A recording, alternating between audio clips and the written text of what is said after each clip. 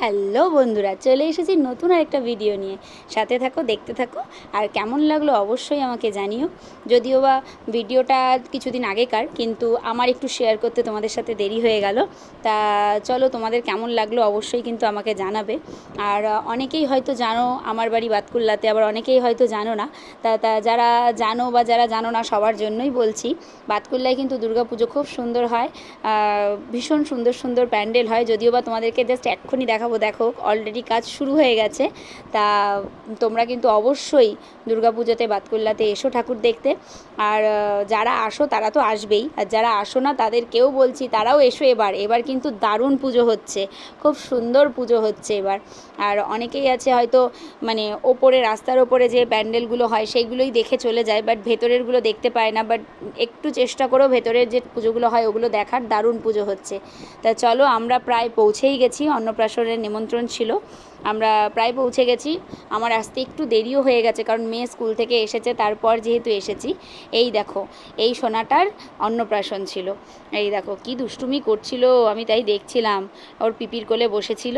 আর আমাদের যেহেতু আসতে দেরি হয়েছে, ওই জন্য আমরা এসেই একটুও দেরি করিনি, আর বসে পড়েছি খেতে। তা খাবার দেওয়াও হয়ে গেছে, আমাদের তো খাওয়া হয়ে গেছে, কিন্তু আমার মেয়ের খাওয়া হয়নি, ওর একটু খেতে লেট হয়, ওর জন্য দাঁড়িয়ে আছি। পুরো ফাঁকা হয়ে গেছে, দেখো সবাই উঠে গেছে, কিন্তু আমার মেয়ে তখনও খেয়ে যাচ্ছে। যাই হোক, আমাদের যার জন্মদিন তার নামটাই, সরি অন্নপ্রাশন, তার নামটাই তো বলা হলো না।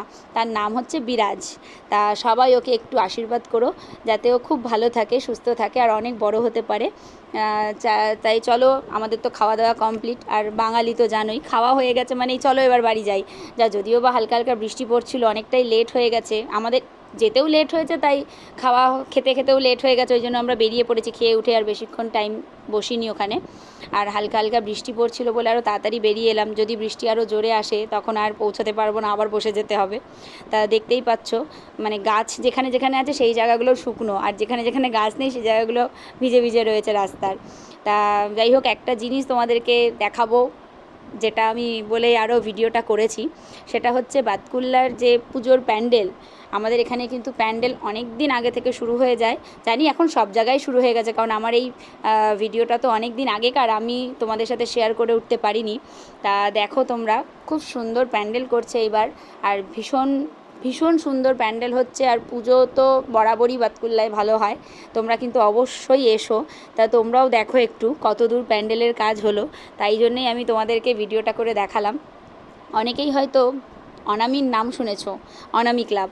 তা অনামি ক্লাবেও কিন্তু প্রায় অনেকটাই হয়ে গেছে, আর এই মুহূর্তে তো অনেকটাই হয়েছে। এটা যেহেতু অনেকটা আগের ভিডিও, তাই জন্য তোমাদেরকে এই মুহূর্তের ভিডিওটা দেখাতে পারলাম না, আজকে যেই পজিশনে আছে সেটা দেখাতে পারলাম না। বাট কিছুদিন আগেরটাই আমি তোমাকে দেখাই, তোমরা সেটাই দেখো।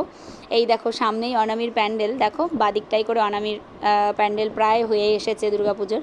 দেখো এই যে, এইবার দেখছি প্যান্ডেলটা অনেকটাই পেছনে নিয়ে গেছে। যাই হোক চলো, এটা হচ্ছে এনবিসির প্যান্ডেল।